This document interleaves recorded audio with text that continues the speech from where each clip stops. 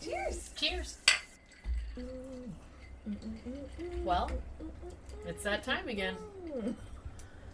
I'm Susan. Oh, and I'm Annie. Hey, Annie. And this is What? Two Friends, One Chat. What? Yeah, we really went hard on that one. Well, sometimes you gotta celebrate. Gotta celebrate the little things. And I am very excited to be talking about what we're talking about today because it is I'm glad you are.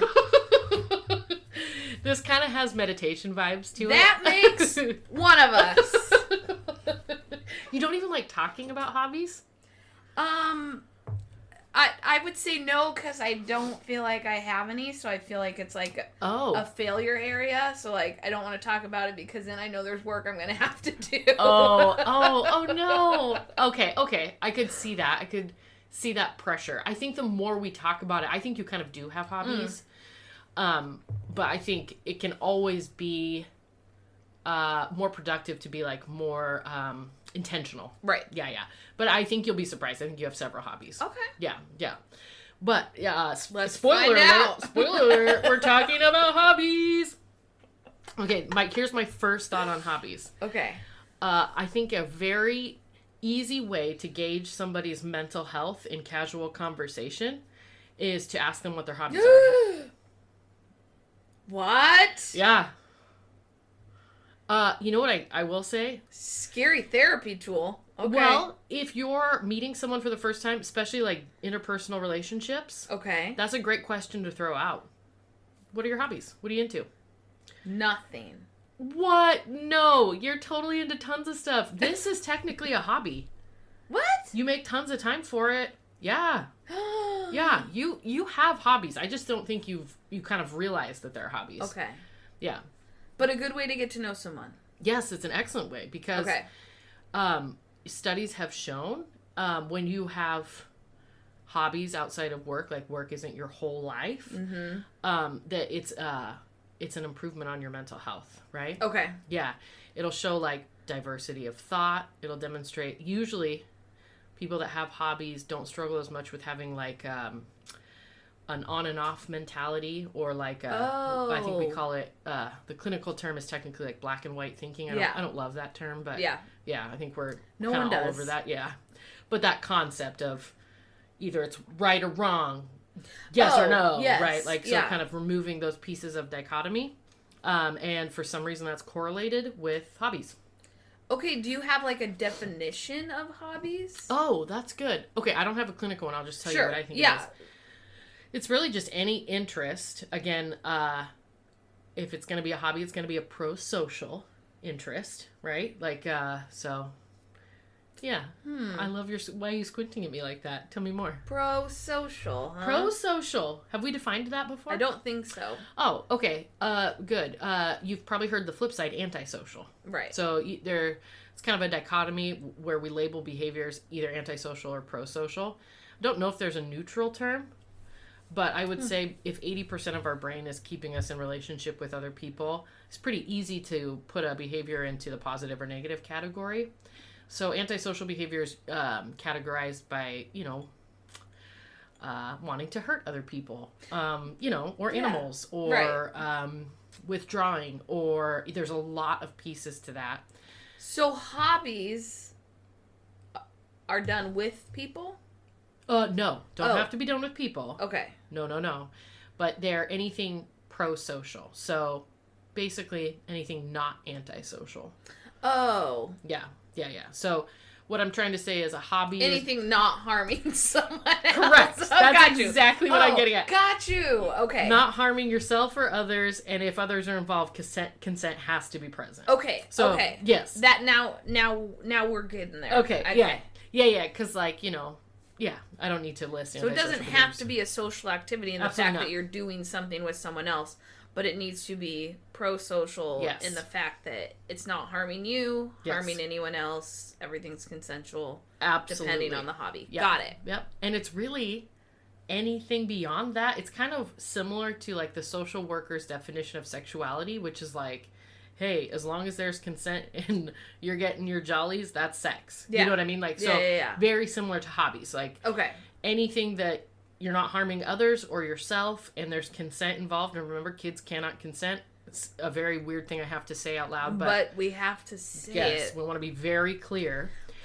Then it's a hobby. Wow. That just is like so open. Absolutely. Absolutely. Because the human experience is so built on truly experiencing. So if you're into it, right? And again, we've got those consent pieces and it's pro-social. It's your hobby. Also, work isn't your hobby. What? Because we have such a intense work culture. Yeah. Right? Yeah. That the whole idea of a hobby is like, this is your self-driven interest. And in that you're going to really maybe not even connected to work. Correct. Okay. Correct. Which maybe it can be kind of connected to work because I practice mental health in my job, but... Oh, that's true. Okay. But I think, it can be, but it really has to be a self-driven, kind of like hashtag throwback to the last episode where I talked about how this completion of this podcast is like super exciting and it's really like... Yeah. So, ideally... And most often, unless it turns out you hate whatever you're doing for a hobby, which, by the way, happens. You can ditch it if you don't like it. Ooh, good to know. Good to know. But the more you get invested in it, the more you'll learn skills, and that will boost your self-confidence. And, because no one is perfect at everything. Right. That's the idea of a hobby. And then you learn to get good. A lot of times, gross motor skills are involved, right? So it's honing those as well. And yes. So it is truly... an example of positive mental health. It'll often demonstrate balance in a human's life. Because having fun is good for your brain. Like, we know that. What? And so building hobbies, things that you enjoy, are going to build self-confidence. They're going to add, a soothing aspect to your mental health. They are going to teach you probably some social skills. A lot of times hobbies on occasions will involve groups of people the more you get into them. Okay. So they're really, obviously if you couldn't tell from my perspective, I just think really highly of them. And I have a very open definition as to what they could be. And you have a lot of hobbies. My God, yes. It feels to me like you have a lot of hobbies. I love hobbies.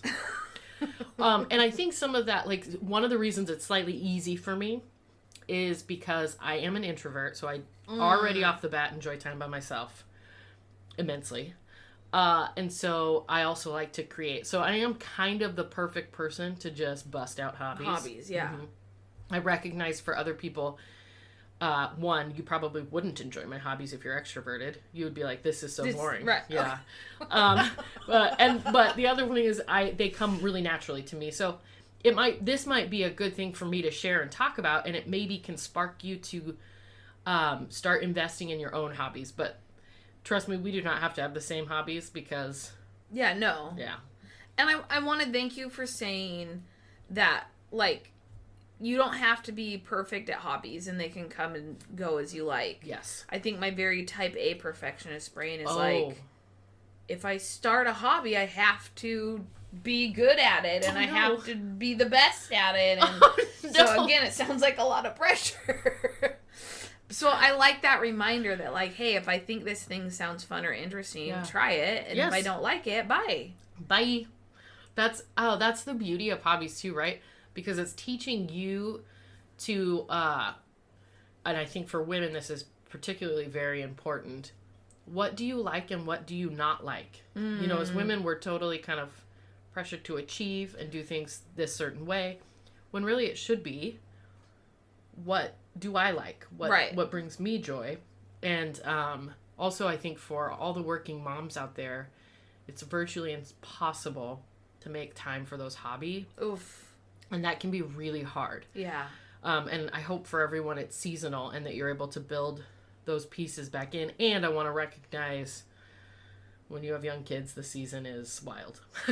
Like, I don't know how you do it. It's like, it's a lot. It's just too wild. much. It's just wild. Yeah. Well, so that I got a question then. Mm-hmm. So could, and I'm guessing the answer is no. Could another person be your hobby? That's a no, right? Yeah, that's a real hard no. Yeah. Yeah, because I don't think a person could consent to being a hobby even if they said they could. Right. I'm just thinking of like you said, like working moms, right? That like give everything to their kids. Yeah. That's not, I just want to be clear that that's not a hobby. You being the best PTA mom or soccer mom or whatever it is, isn't a hobby. Correct. Right. Correct. And I think, it's fun to, because I've never like spliced things out this hard, like talking about hobbies. Yeah, that's me. That's my brain. I know, I love it because I think you've hit on a really important tool. Like, a child can't be a hobby because a child is growing and developing and changing and doing all these things, and they are their own individual. Right. If you like love making children's clothes, that's totally a hobby. That's a hobby, right? That's something that won't change, right? Like, so I think there's some element of hobbies provide a certain level of consistency. Right? Oh. So, like, in an ever-changing world, I've never thought about it this way, but I could see this being one of the reasons they're so soothing for mental health. Okay. We know control is a myth. We know we also strive for control, and it's very important to the human experience to have those pieces. Yes. And hobbies are something that you can do and practice that provide a level of consistency. There's never 100% control. We know that. Mm-hmm. It's both a myth and a desire, right? Yes, like, yeah. But you have some form of control over your hobbies. Yes. Yeah. Like, for people, I've always envied, I've never gotten into it, but you know how people make the model trains or like the model, I've seen like the little rooms. Oh, have you seen where people make the little rooms in like the bookshelf?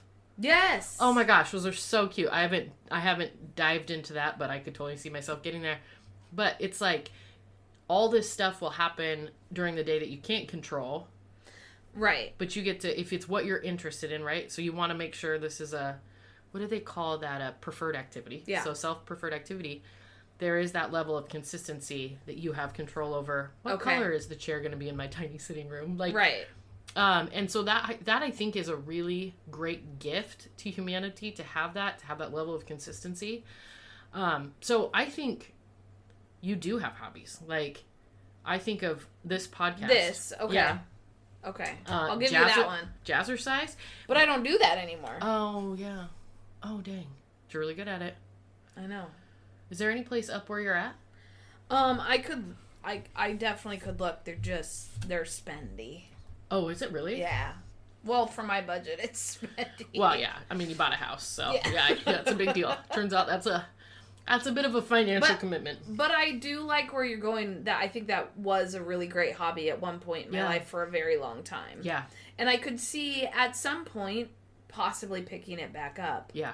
Recognizing that it is a good hobby. So maybe I do want to find it again. Yeah. Yeah. Okay. I think also you've brought up a really good point. That hobbies are expensive. So there is a socioeconomic piece to that I do not want to ignore. Like, if you have the financial means to have a hobby, that's a really big gift. Yes. And if you can give that gift to someone else, like, that's also awesome. Like, say you own multiple guitars. Give some away. You know what I mean? Like, give that gift away. Like, yeah. So, anyway, that's just a sidebar social work thing. But that's actually a very, very, very good and important point that you brought up. Yeah. It's a privilege to be able to afford most hobbies. Yes, because, like... Not all, but most. Arts and craft stores are not cheap. Oh. But, Lord, could I spend 100 years in there. Oh, God. Touching all the things. Excuse me, I love it. But like you said, it doesn't... So, like someone that likes to run, that could be a hobby, right? Oh, absolutely. That's a great hobby. So they don't have to cost money. Well, have you ever seen running shoes or... Oh, you're right. Yeah. Running gear, like, because I've kind of started diving into, like, jogging for me, but You have to have like the right stuff, otherwise like your arms will chafe, like your legs will chafe. So it's like, okay. I thought I could just run in leggings, but like you actually have to have a certain kind of legging. Like it's really interesting. And like, so yeah, yes, there's just a cost to every level of existence. And what's hard is if you're making minimum wage, trying to support it. I mean, it's impossible really. So, not to say that hobbies aren't still important. They're, I think, hugely important, to self-fulfillment, but, it's just difficult to have them if you're in a certain like socioeconomic bracket. Sure. Which is a societal fail. Yeah. Yeah, not your fail. Not your fail. Yeah, certainly not your fail. You're crushing it. Yeah. And, society. And earlier you had made mention that this has some mindfulness. Oh, yeah. Pieces to it. Oh, it does. Can you go further? Absolutely. So, when you are, it's kind of like self-care, you've got your body engaged, your mind engaged, your focus not on work, those pieces, like that's a mindfulness practice. And oftentimes hobbies have pieces like that built into them, even if they're socially in a group, like bowling. Bowling's a really common hobby, or pool. Oh, one of my friends, he's really in a pool table league. Yeah, and it's awesome. Like they like do tournaments, but also he'll just go shoot by himself. But like, yeah, it's really engaging those focus levels, and like you can't shame spiral, and I'm sure somebody can out there, and focus on shooting pool at the same time. It's pretty hard for those to coexist. So gotcha. There's certain elements that can really bring you out of the struggle of suffering and humanity. So hobbies are super powerful. Like I think, and we don't value them in our society, right? It's just like, we're like, go hustle, make that money, Yeah. And then, there's always the next thing you should be doing. Yeah. Yes. And man, I can't encourage you enough. If you don't have that time built in, just try some stuff and just watch how it changes your perspective. Is reading a hobby? Absolutely. It's a hobby. I like reading. Yes. Ooh, we talked about this though, because movies were more of an escape. Yeah. So that was not a hobby, but, it was kind of a hobby, but, reading's a great hobby. Oh yeah. Look at me. Yeah. Look at me with a hobby. Yeah, and if you want to, put a side of, pro-social in there, or, it's always pro-social, but you want to put, a side of, social in there, do, a book club. Yeah, maybe Susan, someday. Susan doesn't love that. That one just made the trash list. Yeah. That's what Susan does. I do. I think I understand that growing is good, and that I probably need to join more groups and meet more people. You're doing okay. You're doing great. I'm not ready yet. There you go. Not ready yet. Yeah. But I think at least my mind is starting to recognize. Pre-contemplative stage. Yeah. Actually, I think you're more in the contemplative stage. Yeah. Yeah. Nice work. And also... Baby steps. Baby steps. No pressure, right? Because, hobbies don't work if you're pressured to do them. Yeah. I mean, reading I really doing. I think and love it. Good. I'm on the book of the month. It's a subscription thing you can get into. You can pick your book every month. I'm way behind.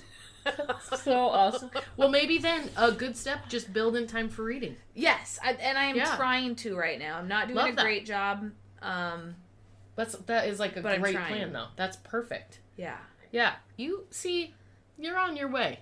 Yeah. I'm trying to think of what other hobbies you have. You don't love taking care of plants. No.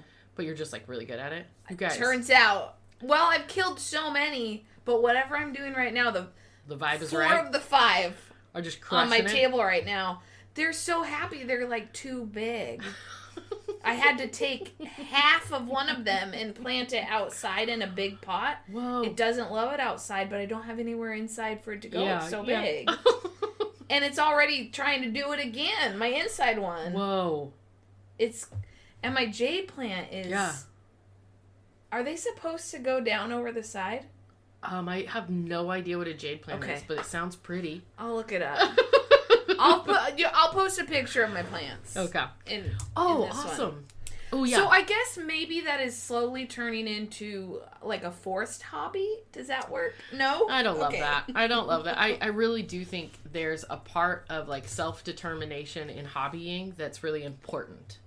So it's like you are going to get more fulfillment if it's like a preferred activity for you.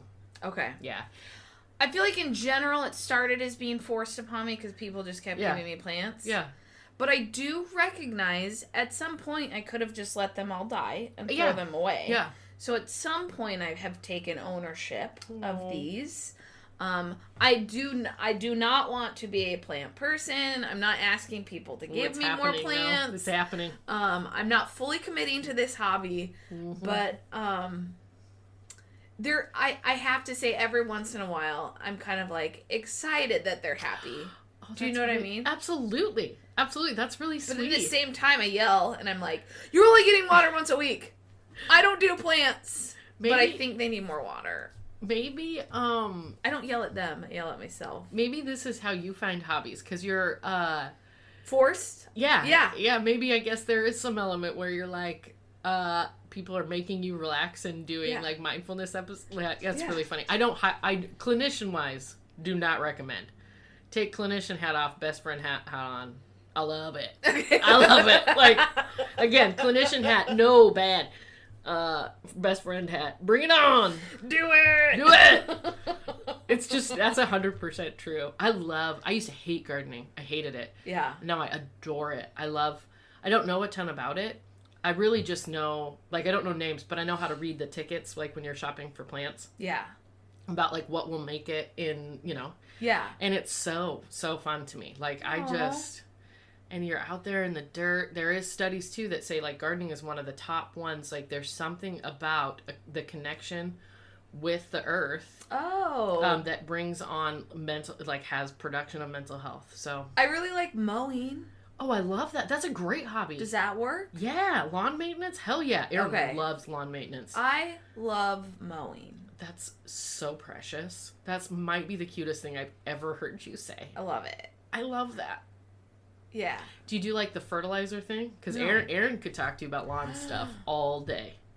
He's got one of those little things where you stick it in and you like...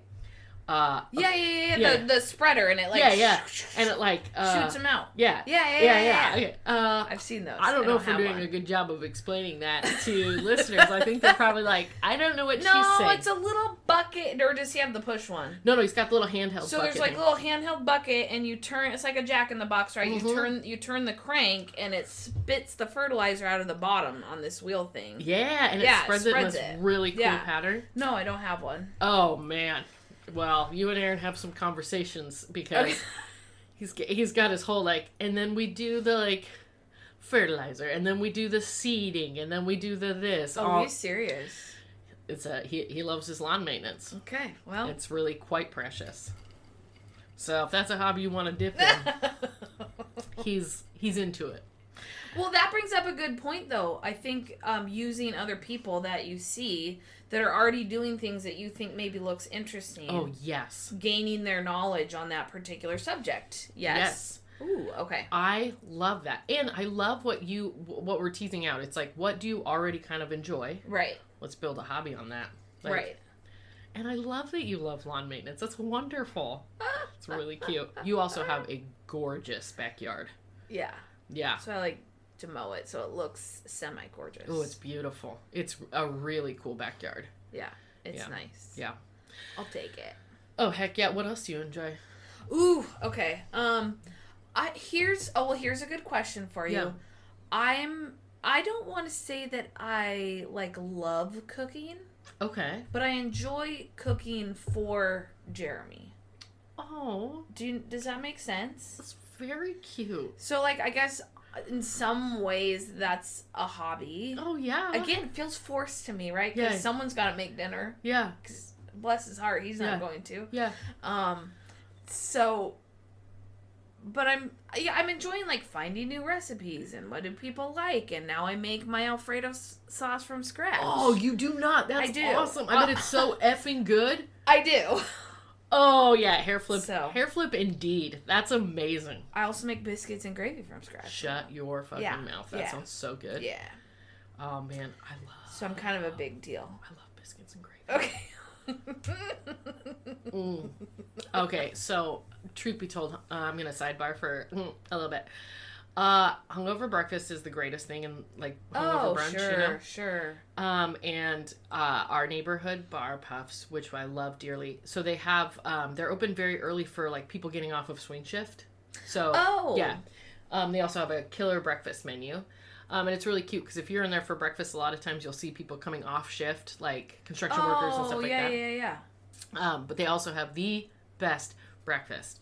And it's... Really? Oh, yeah. And it's your classic. It's like sausage links, eggs, country potatoes, sourdough toast, and then I get it with a side of gravy. Oh, I love that. Oh, Susan, it's so good. Anyway, that was a sidebar. It sounds really good right now. Okay. Also, gravy and Alfredo are not hard to make. Oh, really? No, they're so easy. I've never made them. It's a lot of stirring. Okay. And waiting. Yeah. And waiting. And waiting. Yeah. But it's not hard. Do you feel like calmed by that kind of methodical, like stirring and just... No. Oh, okay. Interesting. Okay. No. Okay. Well, I have a question for hobbies for you. Okay. When do you feel most relaxed and in the zone? Does that phrasing ring true to you? I imagine mowing probably. I guess I understand in the zone, mowing and reading. Okay. I love That's great. Zone out in my book. Oh man, I also I actually used to mow our churches when I was a kiddo on the right, and I loved it. Because it's like loud, it blocks everything out. It's like it's basically super loud white noise. Yeah. Oh yeah. Yeah. I could totally see that. You can put your headphones on. You can just jam out if you want to. And you can see the work you're doing. Oh, that's I think I really love point. that piece. At least for me. Yes. And with reading, right? Yes, I'm enjoying the book. Yeah. But it's also about look how far I've come in the book, right? Or ooh, 2 more chapters, like... I love this. And then the mowing, because you can see what you've done. Totally. Yeah. That's like adding an element... Is that part of hobbies? Yes. Adding an element of control and completion to your life is a Stop huge deal. It. Yeah. That's exactly what that is. And it builds... That catapults on your self-esteem because anytime you're able to be like, I completed a task, it's actually a really big deal. Like... Oh, and so like those compounding factors we're building those blocks of self-esteem, building self-efficacy. We are building a human that can complete oftentimes this will be a sign of not struggling with codependence. Oh. Yeah. If you have this ability to have these self-driven hobbies. And by the way, it's totally fair and normal to share a hobby with a significant other. Sure.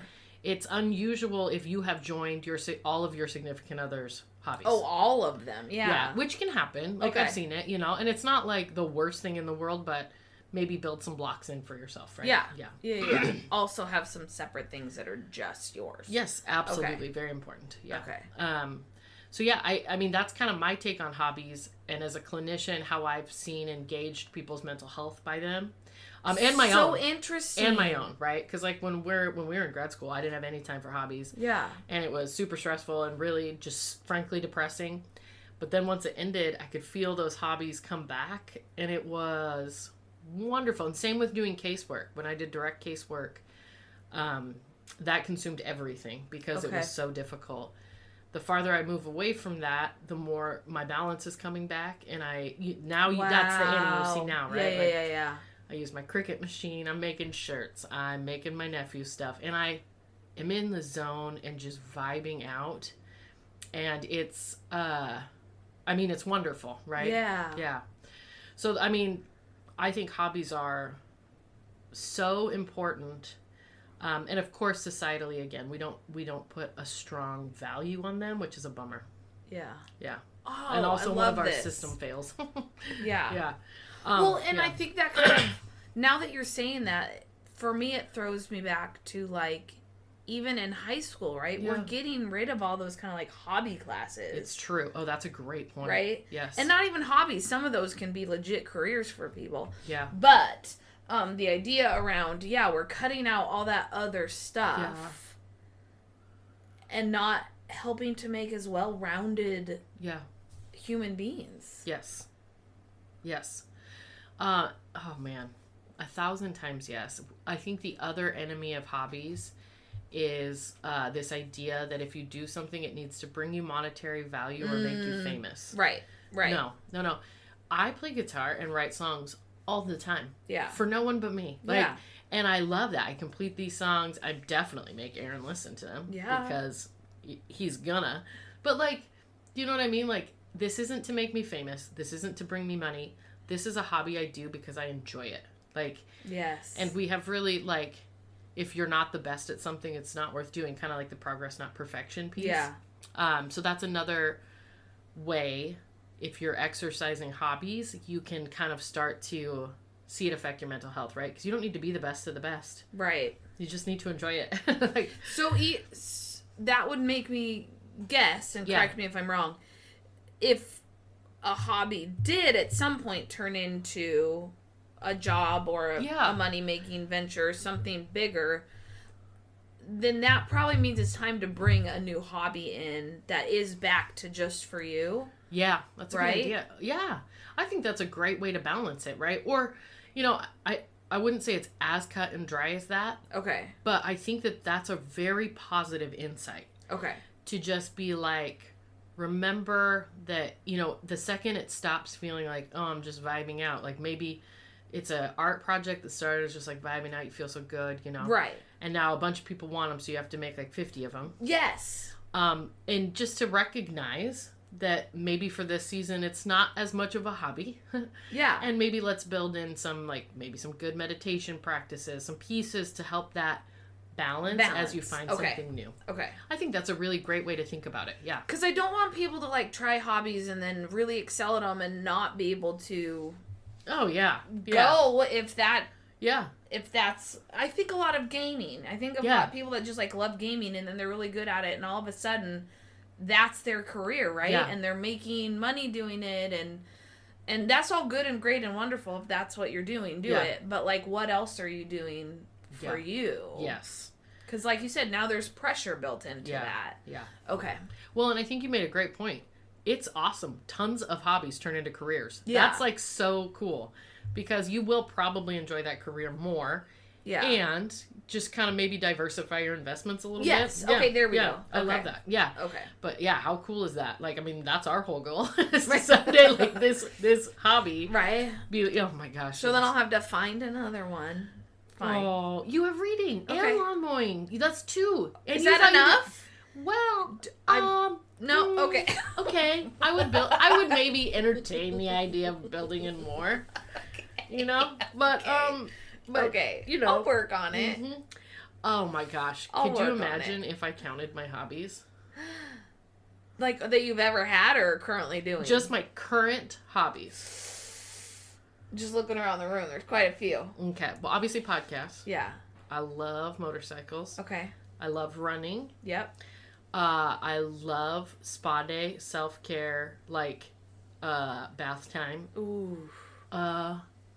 Amazing. I love baths, you guys. I feel so grateful to have a bathtub. There's cricket designing. Of course, I love doing resin. Oh, you do the resin stuff? I haven't done resin in a while, but I love resin. In fact, we had a garage sale and some of my resin stuff sold. Is that awesome? Look at you, girl! I do love resin. It's a very fun medium. I love to paint. I feel like makeup is kind of a hobby for you. Oh, yes. Because sometimes you'll just sit and do it just... You bet I will. To do it. Just to do it. Yeah. And I love... Oh, yeah. Ooh. Very meditative for you and mindful for you. Or it feels like it. That's one of the positive things I got from growing up childhood-wise. Oh. My mom always did that. And, sometimes when people have hurt you so deeply, it's really almost relieving to see the positive things, too. Yes! Oof. Yeah. And so that's one of the positive things. And she would curl my hair every morning. And so, did I have a hyper over focus on my appearance? Yeah, that wasn't healthy. But there were good things in that. Yeah. So yeah, take the good with the ungood.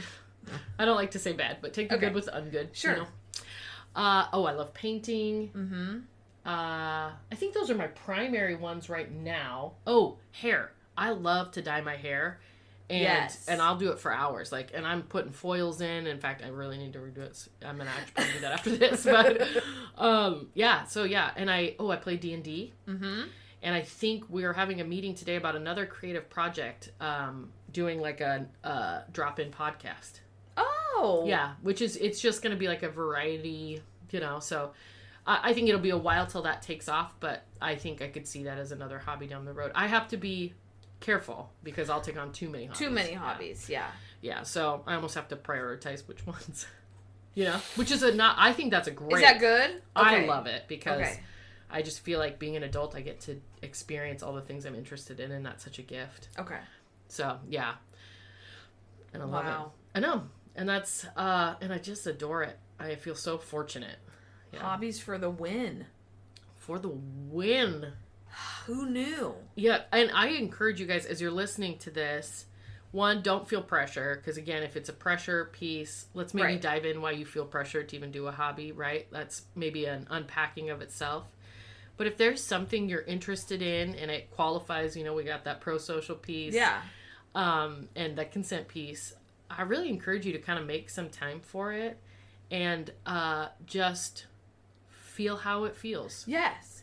And I'm going to venture to guess that more people are probably going to fall in that category of you probably are already doing a hobby and you just don't realize it or haven't named it that or aren't giving it the time and respect that it deserves as a hobby for you. Yes. So if you're anything like me, don't feel pressured to go find a brand new one. Yes. Maybe start by taking a look, like you said, where in your day or your week or do you find that kind of happy zoning moment? Yes. That very likely could be a hobby.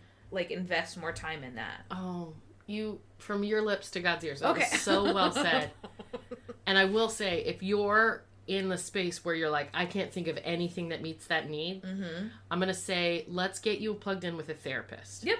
And maybe unpack that a little bit because we really want you to have a healthy life balance. Yes. So if you can't already think of anything that it's like, what makes me feel positive or in touch with myself or I encourage you to do some work. Let's do some work. Yeah, for sure. Because it's totally worth it. You're worth it. So worth it. And it's I love talking about hobbies. I could talk about it for probably way too long. All day, every day. And I become like a 7-year-old kid that's like, look what I made. Ooh, look at this. Do you like this? You did. What do you like this? Oh, Susan, did you see what I made? It does feel like every time I come over, it's like, what new thing have you made? It's a thing. You love me. I love it. Yeah. I love it's it. great. And I just, it's wonderful. It's awesome. That's my plug on hobbies. Love it. Talking about kind of how they positively affect you and how, they're just awesome. So.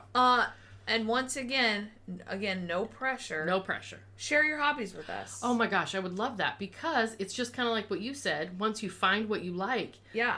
Try connecting with someone who is maybe really into that too. Yeah. And then So I would almost kind of suggest if you're going to share your hobbies with us, maybe do it on social media so other people can kind of see what some other hobbies are. Do you know what I mean? Absolutely. Not that you would have to connect with anyone else that you see on there. That's totally up to you. But it might spark someone else's brain to be like, oh, I didn't realize. Or I do love that. I want to try it. Yeah. 10 of 10. I mean, you can email it to us too, but then it's just us. It'd be nice. I just think it'd be kind of fun if it spread a little further. I love it. Yeah. 1,000%. We are on for social media. We have a Facebook page. Facebook, yes, and Instagram. Love it. Instagram's a great place to share that. I love Insta. Yeah. Okay, yes. And then it's twofriends.onechat@gmail.com. If you're going to email, yeah. And our website is twofriends1chat.com. Good job. Thank you. I feel really good about that. And I think it's just 2 friends, 1 chat for Facebook and Instagram. Yeah. But you can also go to our website and click on the link to our Insta too. Oh, there you go. If that's easier. You guys know how to do this. Yeah. And if you don't, that's all right. I'm over explaining because I don't know how to do it. Yeah. Social media is not your jam, but that's all right. That's all right. I have tons of strengths. So many? Just not the social. That's fine. Yep. Let that one go. Let that one go. Oh my gosh. This was really fun, you guys. Yay! Yeah. I love fun ones. Oh, me too. Me too. The uplifting ones. I mean, we also deal with like the deep hard stuff, but it's really fun to talk about like things that are just so geared towards positive mental health. Yeah. We need that too. Yep. We do. Balance. Okay, bye. Bye.